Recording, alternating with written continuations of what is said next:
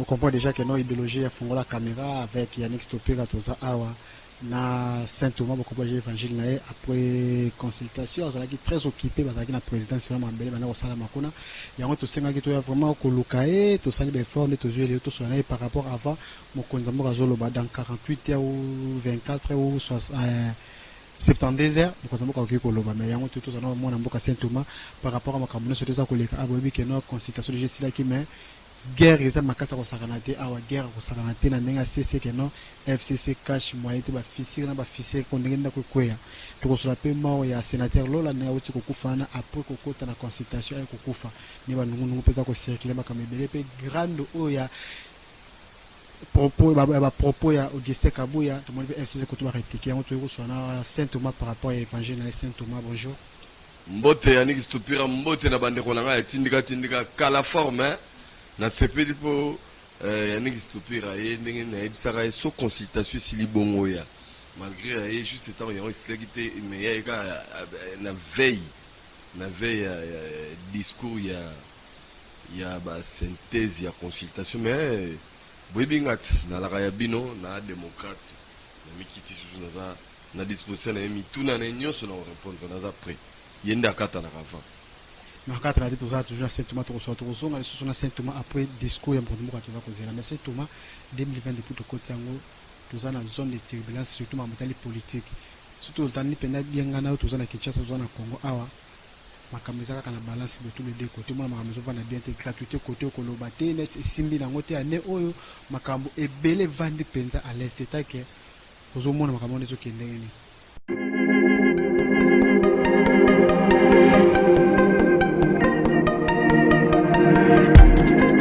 Après 25 ans d'expérience, eh oui, de 1995 jusqu'à ce jour, Eltonstan, l'unique shop congolais de Londres, la Grande-Bretagne, Tilalong, et Salikosa la fierté à la communauté Nabiso, et surtout, il y a un homme d'affaires congolais sérieux dans la diaspora. Oh yes. C'est créé Eltonstan et Salika Kamoko, le sérieux, accueil, na service qui toko na ba client na ye. Avec ma produit, il y a première classe, il y a qualité supérieure. Oh, il y a ma bombe à Eden Store. Oh yes, mon crime mobile, ma maman à Londres va confirmer. Eden Store, c'est le berceau de produits cosmétiques. Il y a solo produits originaux. Et yes, les alipes berceau de produits alimentaires, naturels et organiques. Au travers de nos produits cosmétiques, Eden Store détient le secret.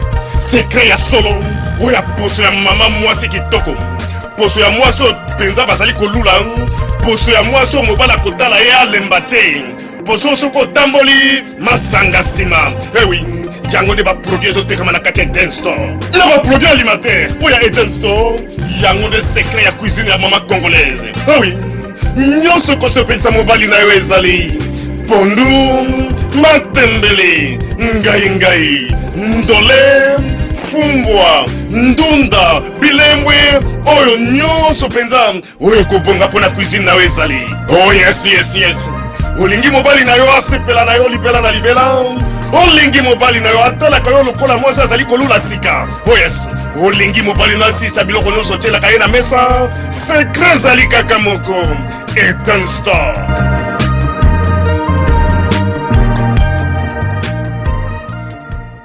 En tout cas, ngai namona makambo ndenge yo mona bongo te ngai namona makambo elo baka ndenge tokala ki na Nzambe parce que Nzambe atikala okosanga te mpona onde na yebisaka ke année 2020 Dieu a dit qu'il va humilier le FCC. Peut-être turbulence eza nde na ngambo ya FCC parce que nous de notre côté nous sommes tranquilles et sereins et surtout que ngai neti kaka bona misantaka na vrai Congolais très à l'aise et puis nayebi ke Nzambe a la contrôle donc on n'a pas de turbulence. Tout est au contrôle, mais chez les autres, on est mal à l'aise parce que mieux bien qui ils sont et nous on est de qui. Voilà. Mais Saint Thomas, ça quand même balié à Mokonzi. Si tu veux, il faut que il a tapé côté Moussouana. Banal balié à Mokonzi. FCC. Ah. FCC baza balié à Mokonzi. FCC bazali ba allié ya Kabila, c'est-à-dire que bato FCC on a vu ça on a émission na que bazaba FCK front comme pour Kabila ba ka mawani ya mboka moins encore ya ba imboka et plus grave encore ni ya chef de l'état écoute na FCC ba ça ne réunion ba boma chef de l'état donc mon biso tout chef de l'état mo ba ya nzambe amotema munene Félix Antoine Tshilombo Tshisekedi, commandant suprême, magistrat suprême, premier vice-président de l'Union africaine, d'ici janvier 2021, si Dieu le veut avec nous, il va diriger les destinées des Africains tout pendant une année. Nous avons tout en Afrique, le président Nabiso, comme on a Cyril Ramaphosa, le président de l'Afrique du Sud. Depuis 2020, oui, depuis 2020, c'est lui qui était le président de toute l'Afrique, le président sud-africain. Et au même moment, vice-président à Liboso, comme on a Félix Antoine Tshilombo Tshisekedi, oh, il y a aussi que les bons d'ici janvier 2021, donc ça la remise et reprise. On a profité de ça, on a mingi na libana mboka bakosaka baninga so babandeno moni nengana apreza ba taliban moni ngana apreza IDPS moni ngana apreza baluba kanga munoko zala mbala suka ezala mbala no ya suka yo mpeko na isa biloko wana et pourtant ba to ba mona makamna isa ba ke soko moni te kondimate de janvier beaucoup kamwa donc chouchou du monde mikolo fati na ebité donc et comme ne va pas sur Afrique ba ba de fabi so fati a commandé un président pour quelque temps pour lemba ba président la bango fort. Toujours en actualité, conséquence c'est absence ya FCC, absence ya autorité morale FCC, tout le monde peut absence à Martin Fayulu, mais c'est comme s'il y a un blocage au style l'eau tout le monde a keno makambezaka ya kuvanda net moi nous beta masese ka toujours ka mokonza boka fa kutana ligne ya sisi basolo. En tout cas, aux la raison, autorité morale de FCC a été payée pour parce que on a eu président ya Congolais na Congolais ba solo Congo, autant que autorité morale ça la pays na yemoko privé Congo a mitia na mutu ana bato ba mona na niveau royal de Paul nga biloko na biso ya ba Congolais ndenge. Deuxièmement, FCC oyo sala lijo bango bayaki na bango bien ba changer ne ba chapeau na ba casquette na ba forme royale bango bayaki et yamisa tout ndongo lobi Martin Fayulu la fois parce que Martin Fayulu déjà a comme pire autorité morale FCC puisque bango balé bango lo bandenge moko ezara kinda to na télévision locale wa ezara chaîne moko boye basara ba imuru soki ya ba interprétation ba film nigérien mais souvent rassure comme na suka ba na mapasa moko ba ba lo ba ndenge moko ba zo parole ndenge moko ba to mona maboko ndenge mona ba sintu basara ba omi bale mais basara ndenge moko nde lelo na politique to mona wa Joseph Kabila na Martin Fayulu ba komi mapasa donc soki Joseph Kabila a lobby a quoi consultation te Martin Fayulu pas ko ba consultation te soki Joseph Kabila a lobby qui yé alingi a lobby qui président Félix Tshisekedi a violé la constitution Martin Fayulu pas ko ba président Félix Tshisekedi a violé la constitution soki Joseph Kabila a za ko luka dialogue Martin Fayulu pe na tourna ko mo ko luka dialogue na président Félix Tshisekedi alors batuma ma passa boye batuma ma passa boye banga bayande nini kutu na poto kuna okaki pe ba o membenga ba résistant balobi ki la place à Tshilombo vome diable mikolo ba komi très solidaire na FCC ba komi pour FCC bon ba komi ko la FCC ma ba komi ko combattre na bato FCC mais ils étaient le premier à sortant ya komi sa batutu ke non mboka bagenda kaona ba paete ba okipa ba toane belé ba ganga na poto ba ni sous mitu eza ba vori on est mutu na poto mais mutu raisonna raté alors ça va que FCC ça ba okipa mais de vraiment soutenir FCC bino parce que bon moté bobi ba zoba voilà pourquoi ngai na niveau na ngana ngaka ko veba ndeko na ba congolais o ba lingaka mboka na bango Congo ba linga pe ba ninga na bango ba congolais ba ndeko na bango ba congolais ko yebisa bango matemi di soir boye que eleko yo tozali ezali eleko ya bolingo ya Congo na ya ba Congolais muto akosa bino te et puis na betela bino c'était oyo qui vous comprendre kala ba balanda ngai depuis le début Velanga tumba kole chayo landanga depuis le début na mama Bibiane BBC ya bato kiki gezong depuis Luxembourg bino bolanda boza landanga banda kala nazaka ko lobalika mona lobi que matin midi soir baka ko yebisa bino que Tshisekedi asali accord na Kabila alliance hein accord na Kabila accord et alliance yena Kabila basali accord mais ça Kabila peut en même temps que te accord ba yebisa Kabino Kabila na Tshisekedi ezara accord euti na ba député parce que les faits ba député ba ke Kabila mboka ke biso toza majorité to ana tondimi yozana na autorité morale na biso bango ne ba komi ko lier mboka automatiquement parce que erona Félix attaque président de la République ana choité ana eloko mso osala te faut à obtempérer selon ba devoir constitutionnel parce que constitution de biboui ceux qui président za la majorité te il faut travailler na muto za la majorité soit vous travailler na cohabitation soit vous kene na coalition et souhait à coalition ils sont pas bato à FCC parce que parce que ceux qui tokene na cohabitation au bout d'1 année année prochaine bomi bisot bayeba ki déjà ndé bayaki tout ça là na ba moyen na ba député parce que ba député mto ka bamboka pa Kabila yango na mona na zaka pesa bino pe exemple kalarabi bomoni tangu baati pa kendaka signera pa Kabila kuneke Kabila aboyi baati azala candidat ya FCC na présidence ya Sénat bakabela tambwe mwamba nde baati alungwa FCC na ba député nae alungwa et ti lelo baati aza sénateur ba député baati ba continuer à siéger l'assemblée mais bota na bande kona biso ba député biso na batikali bango ne bana ba famille na bango pe belé na Kongo mais bandima basa la sima ya Kabila azwaka 8 millions de dollars chaque fin de l'année ya balo basali la na va bazala eli on bazala na retenir la législative passé na ambalo a renouveler bango akanga bango siko bango ne batana en otage pour basali la kai bazala ba umbu nae pe ba liembo ka mobimba surtout to bimana ke nakati lo kwana bango ne bazoko zoko babi non nous sommes fidèles loyaux à notre autorité morale pas notre peuple qui nous a élis pas notre pays qui est notre patrie mais à un individu ah mais non c'est trop fort c'est trop fort en tout cas sur na Saint Thomas par rapport à l'évangile mais Saint Thomas tout le monde ndenge makamuzo qui nous connaît beaucoup le bakala tesa mkono mboka ko loba nini ndiko msandaki mwana mboka fumuto talobi c'est impossible mkono mboka dissoudre l'Assemblée nationale pour ça dissoudre à la haute trahison à voler comme comme majorité les a déjà défini déjà na début déjà yani oui que même pas la poto benene ba la na biso ba diaspora be taw le tanga fuma fumutoto banembi na bango mo ba fumutoto ba Daniel Safou bazaki ka ba jeune ba tumo ba kota ba politique ba la conviction patriotique ba la intérêt na bango bazo ba position na politique pe vous constatez bango rig avec ba vent bon monde combien sont devenus des versatiles ce ne sont pas les gens modèles à donner des exemples et puis fumuto totem tako le rapport parce que chef de l'état ça y va politologue de formation au lobby la politologue de formation. Oui, bah, politologue de formation, belé, bah, juriste, bah, docteur, entre bah, professeur depuis 60 ans, oui, bah, gaffe, bah, ça, la politique.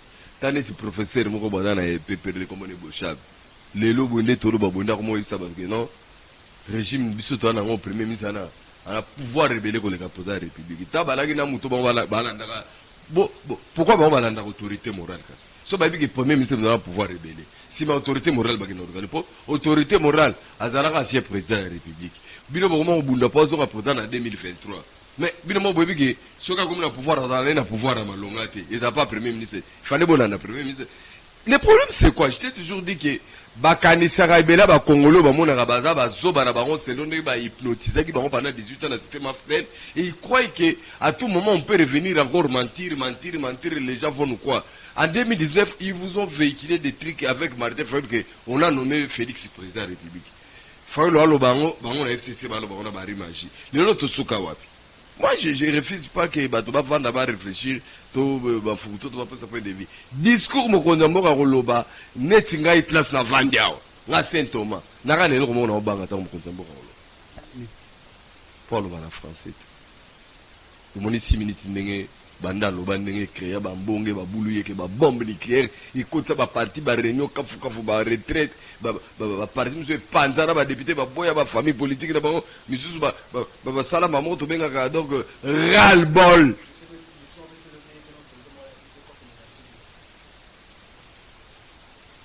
Bon cop ya ina autorité morale ya FCC regarder pour un discours kutu na sekaki ba misusu ba zobima na consultation ba lobo.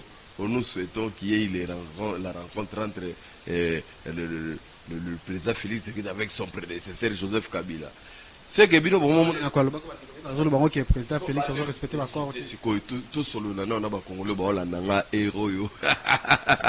Ah Japon Osawa il dit kalubi ngandu donc itelemi base na nga na États-Unis papa Maurice Toko na kotika la kobosa na binote parce que bozala ki bandi ba première ère.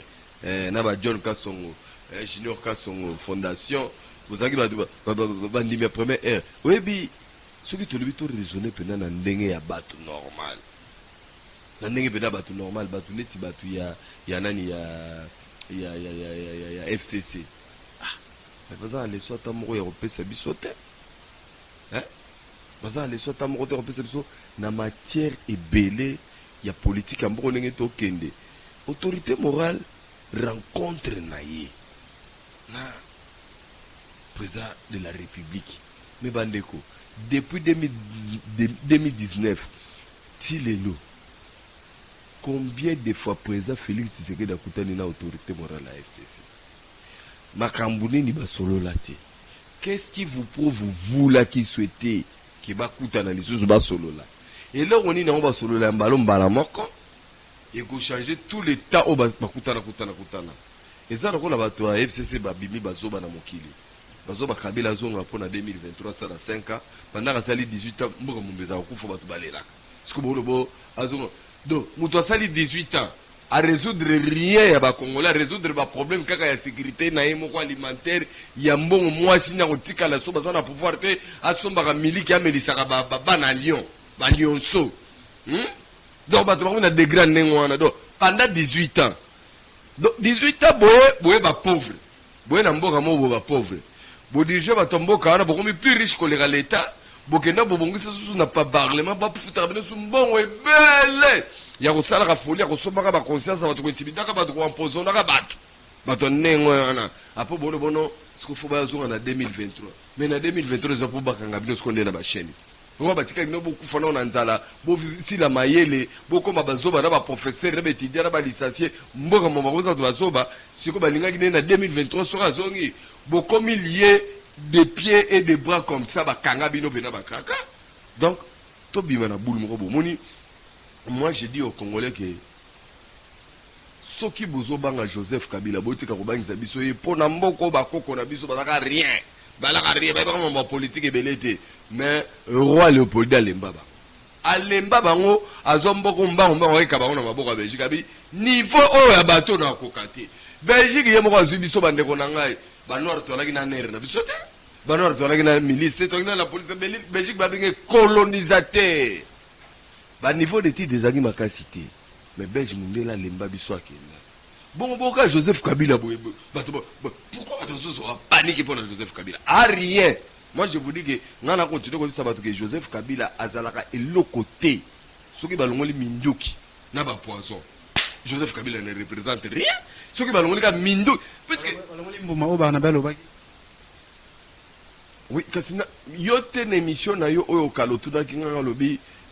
Joseph Kabila na Félix Joseph Kabila aza mwana ya rebelle awuti na rébellion bango politique active ba kokate imagination na bango zakaka mbangu na mundu ki gâchette facile mbumoka ki Barnabé wana bana bitinda na bango Barnabé zakala aza conseiller politique ya Nemi Mwilanya baba tubana ba ruberwa sarike staff ba rebengo tu balakane na FCC siko kuna bavanda ndenge bazana bula suka bula bango suka zakaka keno photo bananenga Minduki mais moni Minduki ambala oyo Minduki ambala oyo omoni Minduki babibisere biso depuis tant mobutu ba konza biso aboyo tuzaki na mwazo wa garde te malo vena na mona netika na mona neti Kabila azoba wana benji te boso babinu to azoba ezengir te ça dit que mutu asimi Minduki aza devant Félix arubina Félix ono atuna Félix est-ce que ngai pena ndenge na boye soki neti mboka ezongi ya bino bobenga na nga Félix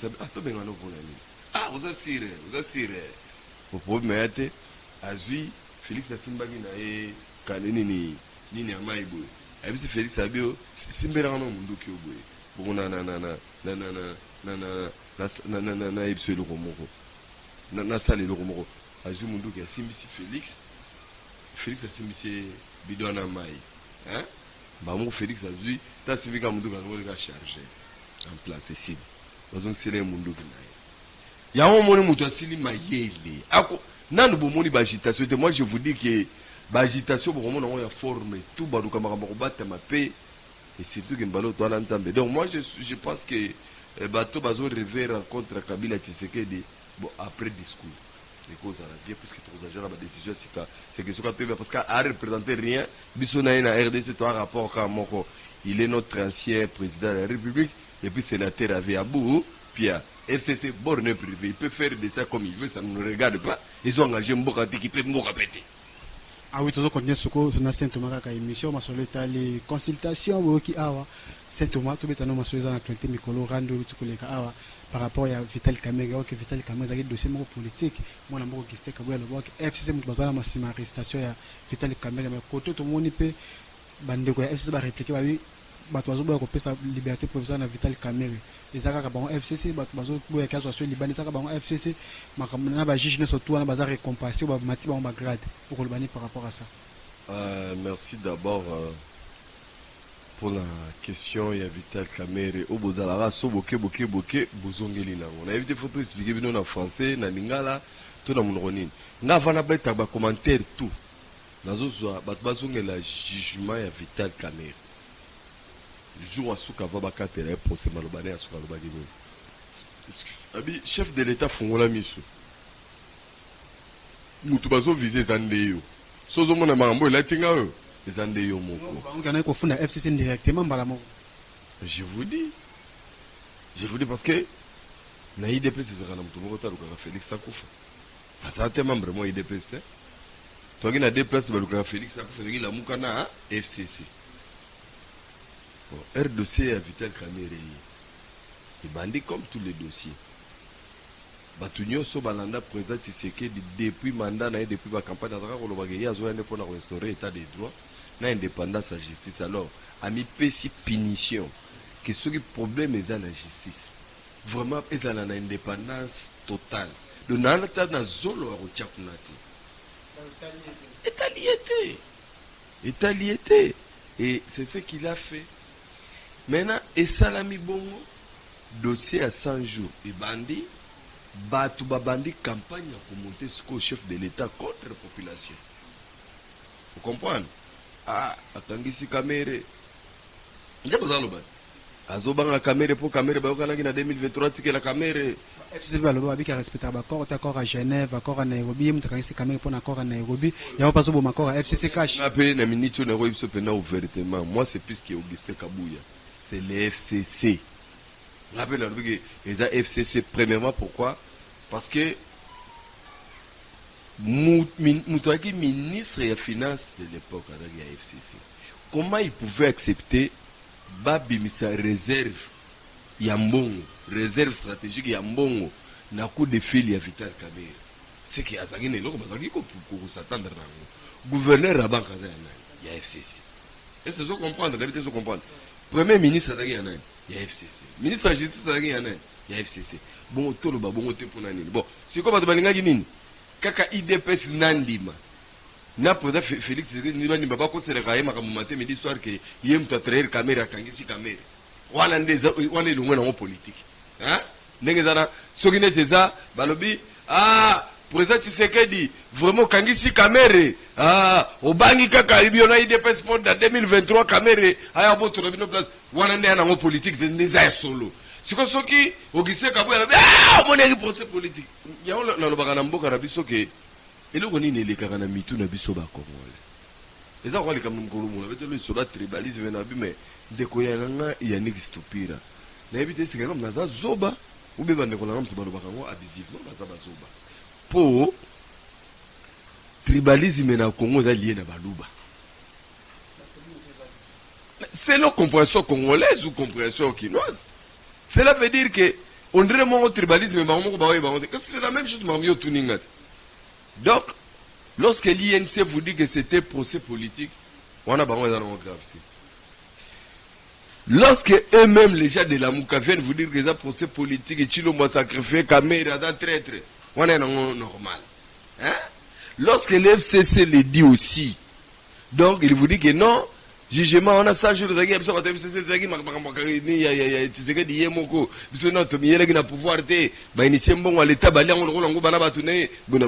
là, ce n'est pas la politique. Ça devait la politique, c'est pas quand Augustin Kabou a dit que ceux qui les l'ont de Rovital à la prison, ils ont qui démarche à bande. Quoi, c'est tout baba initié qui les Kabou.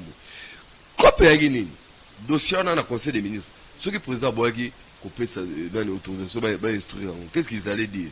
Ah, état de droit on y a sous le cas parce que Makambo Vital Kamerena président, Batu Babanda diabolisation et bandele maman 100 jours de ba Congolais to la Mouka. Makambo batu nyonso batu mingi bakomi ba pro camere ou bakomi pour camere. Ils ont le même personne oyo et likamo 15 millions et demi. Papa ne oganga kutu ba sa président ko za complice c'est ko lembongo. Ne no zo boya bakanga de Vital pendant que président kutu dossier attaqué. Et l'autre côté kuna ninga na pété. Mais ba kola yango président lokola mikate.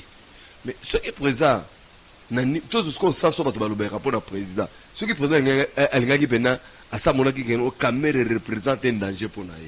Mais depuis qu'il y a 15 millions, le président a sorti ces gens caméra, non? Combien de fois? Puisque on a rappelé que il y a 15 millions depuis 2019. On a dit c'est quoi ça la marche? La Mouka n'en parle même pas. FCC n'en parle même pas. Émission les gens Jacques Mamba va à sauter dans les caméras, à Royal Likambo à Kaboun, à Bandana les bosso 15 millions de caméras. Batu. Et donc on a nos caméras au Congo, Batu Babo Salaka. Mais moi j'ai conclu. Au Congo, le problème est Ali Kabila était, le problème est là Kamer était, les Congolais ont un problème particulier. Pour lui, Félix Tshisekedi il fait à Zamoudou, la président.